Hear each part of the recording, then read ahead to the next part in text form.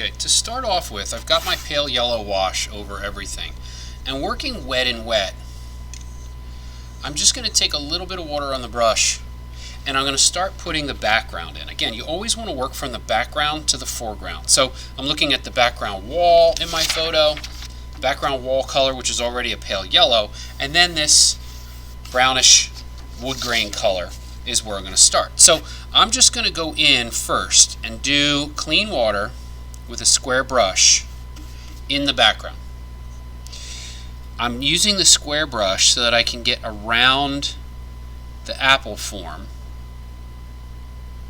And it doesn't matter that I hit that little bit of stem. That's okay.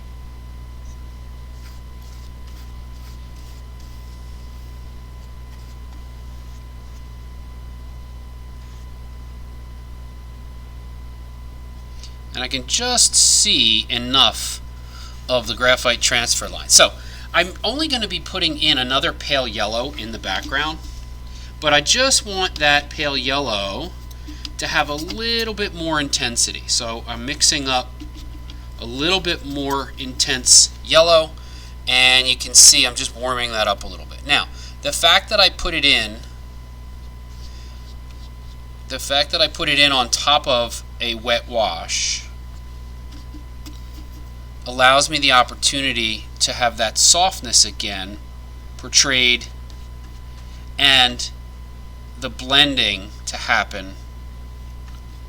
So just intensifying that a little bit more, creating a little bit of light, varied light in the background.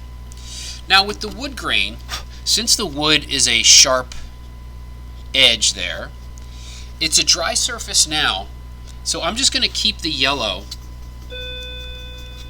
and I'm going to get some brown and use a nice yellow-brown mixture. And with the dry surface, it's going to give me a nice sharp edge. So again, I'm using the square brush so I can get around the apple. And you can see a nice sharp edge on the dry surface. The other thing I have to do though with the dry surface is I can't leave creases or lines like that, because if it dries, it's going to stay like that. So I have to work the entire area simultaneously. So I'm just using a yellow-brown wash, and I could vary it. So you can see over here I'm just putting a little bit more. You can see the dry surface gets that nice sharp edge right over there.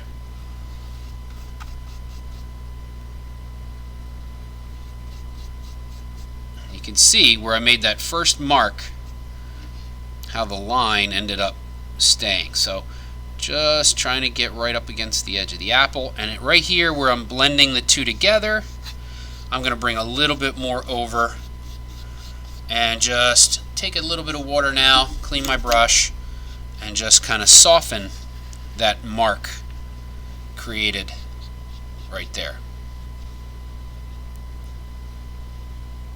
That gives me a nice smooth sharp edge.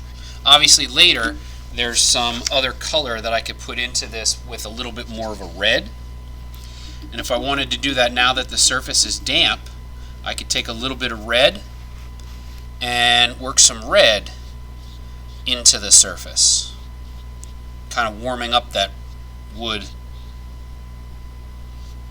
with some of that red.